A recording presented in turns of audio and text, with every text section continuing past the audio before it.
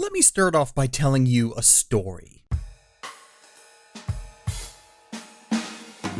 This is an SD card, a simple, everyday SD card. What is so special about it, you might ask? Well, this one SD card contains a video, one that I recorded of me taking over 15 minutes to talk about an anime called Millionaire Detective Balance Unlimited. In those 15 minutes, I went over some of that show's flaws about a guy who solves crimes in the most ludicrous ways possible because money. It's an interesting series that relied hopelessly on its one gimmick to drive the narrative, though in fairness, it does so quite successfully. Originally, I had planned to properly edit that video and release it out into the world, a tentative recommendation for a show that had little substance but was the epitome of flashy narratives. But I'm not going to do that. Why? Because before I started editing that video, I watched Great Pretender.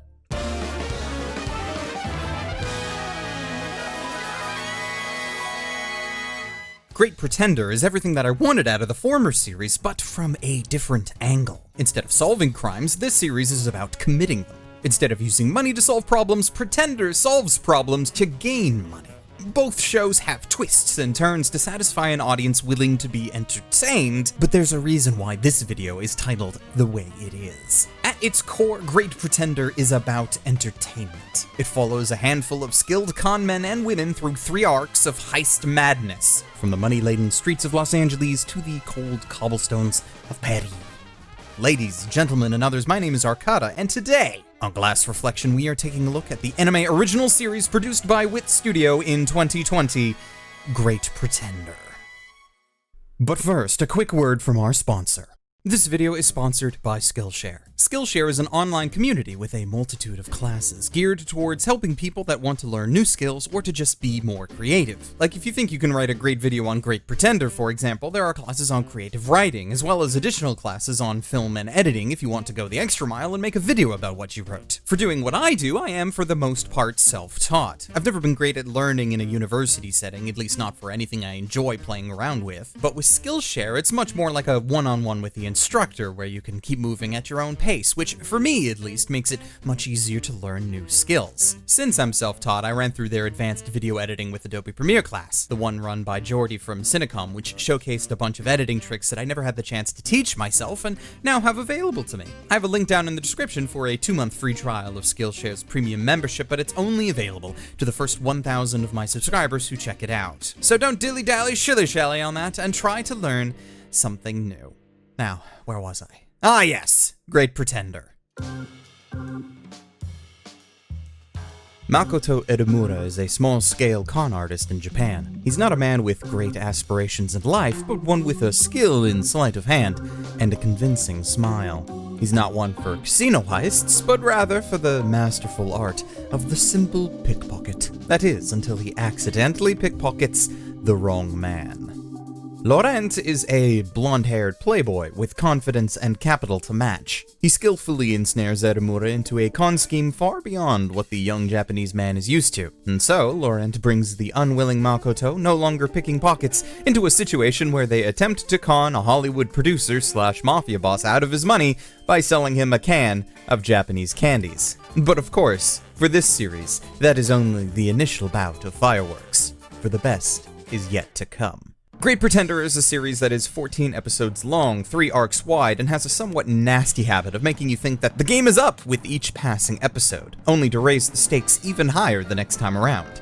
Seriously, throughout the show's first arc, Los Angeles Connection, pretty much every episode, barring the first one, looked like it wrapped up most of the loose ends in the narrative, only to introduce a new one at the last minute. For a show that premiered on Netflix, with the whole series available from the get-go, its mastery of the cliffhanger is surprising. What's more, that first arc does so much to drag new people in, and it's the show's strongest narrative in many respects. If you start to watch the show wondering exactly which character is the Great Pretender, then the constant one-upmanship between Edamura and Laurent throughout the arc is fantastic. But ultimately, unlike the song by Queen that features in the ED, the show is not called The Great Pretender at all. Because while all the swindlers the show features have their own varying levels of skill, no job is completed solely with the skill of one character pulling all the strings, even if it sometimes looks that way. Speaking of the ED, both it and the show's OP fit the series to a T, though arguably in ways that are almost too perfect. Using the Queen song for the ED is something that I would normally criticize as being a bit too on the nose. But it was just for the ED and a fun bit of wink wink nudge nudge directed at an audience probably too busy scrambling for the remote to hit next episode to honestly be bothered. And I'd be much more harsh if it was the show's OP. Speaking of the OP as well, I mean, damn, there really wasn't anything that they could do better to show off the tone that they were going for. This OP has an art and animation style reminiscent of the great Saul Bass, a name I never actually thought that I was going to mention in a video about anime outside maybe something on Lupin III, but I digress. The OP is a great example of an intro that spoils the whole show, but only if you understand the context, as it cleverly showcases key moments from the entire series, but never enough to fully give anything away. And that style continues into the show's art, which is something I'll praise far higher than its actual animation. Something I didn't actually think I'd say for a show produced by Wit, but here we are. Great art, great narratives, so-so actual animation. Granted, for this kind of series, it makes sense. Most of the fun of this show is watching the characters try to outplay one another. You can have a massive amount of style without flashy animation cuts, and this is proof of that. There are select times in the show when the animation does go ball to the wall. Wit can pull out the stops if they want to, but the amount of times that this actually happens is few and far between. They rely mainly on dialogue to move the plot forward, and CGI for a lot of other things. Seriously, while having planes with sponsors is hilarious, it's even more so when you use your own company's logo for one. Classic. The characters are really where this show shines, although despite me thinking that they were the absolute highlight, they are also where we find some of the show's flaws. Like any good scam, the show is quite good at covering up its problems by not dwelling on them and relying on you to either not notice or care enough to continue forward. Edamura, from the perspective of a scam artist, is the weak link in the team most of the time. He's brought into the narrative by being the self-proclaimed best scam artist in Japan, and while he is good at the subtle tricks and can be a smooth fast-talker under pressure, he spends half the show wanting to be anywhere but where he is. Most of the time, I do wonder why he just wasn't allowed to leave. From a meta perspective, I know why. The audience needs a surrogate, and especially for the show's first arc, he plays that role perfectly. He doesn't know what's going on half the time, and neither do we, so he responds to all of the narrative's crazy twists and turns the same way that we do. But beyond that point, he gets wrapped up in further schemes more or less against his will, whether he knows it or not. His role is not one that couldn't be filled by almost anyone else. He remains in the narrative because he's a convenient POV character, not because he himself is necessary beyond the first arc. But the show desperately tries to make you think otherwise. Although, to his credit, he's also the show's emotional heart. Most of the thieves, and of course villains of the show, have varying levels of coldness, either in their harsh attitude, like with Abby, or the icy smooth nature of Laurent. But Edamura is one of the few who only lies to his targets and otherwise wears his heart on his sleeve. His emotions drive his actions more than anything else. He makes decisions not because he has become some master strategist, but because he believes in what he is doing. He only ends up outfoxing Laurent the times that he does because he's absolutely enraged by the man, and his passion sets him on the correct path. But without that burning desire, he's much less effective as a swindler, hence my earlier appraisal of his character. He can only be emotionally invested in so much before it becomes a bit too much, which is where his limits and by extension, the flaws in the narrative lie. Perhaps, however, I am just disappointed that Edamame's character arc did not go where I expected it to, because honestly, his personal story died with the first arc, and everything beyond that was just a way to excuse while he's still around. I had him pegged early on as a character that was far in over his head, but by the end of the series would come into his own and conceive a passionate and clever heist to the level that Laurent couldn't even dream of, and for it to actually work.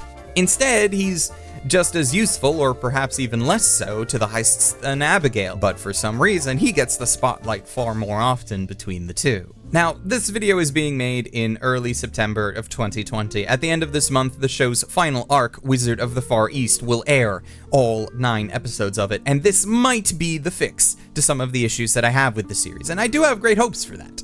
I plan on watching all 9 episodes probably over the course of a single day, because this series has been nothing if not entertaining.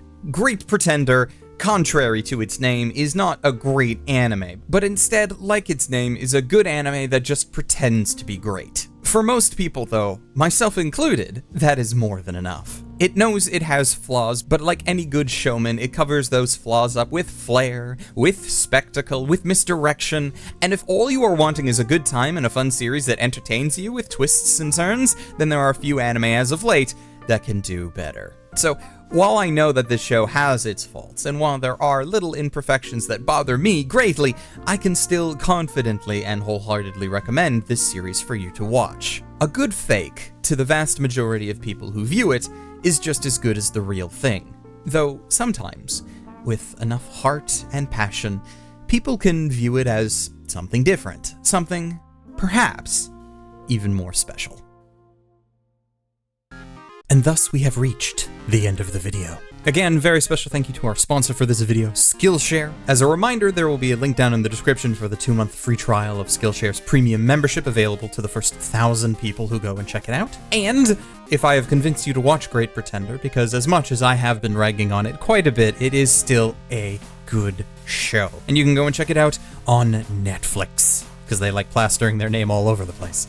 And lastly, I want to give a very special thank you to my patrons, whose names are now presently scrolling on the screen. I would not be able to do these videos without you, and for that, I am extremely grateful. Very special thanks to patrons Richard Emile Bradley, Rune Jacobson, Ryfen Bonaparte, Siri Yamiko, Calhoun Boy, and Hector Montemayor, because you guys are especially awesome, and I thank you. And until next time, ladies, gentlemen, and others, watch more anime and stay frosty.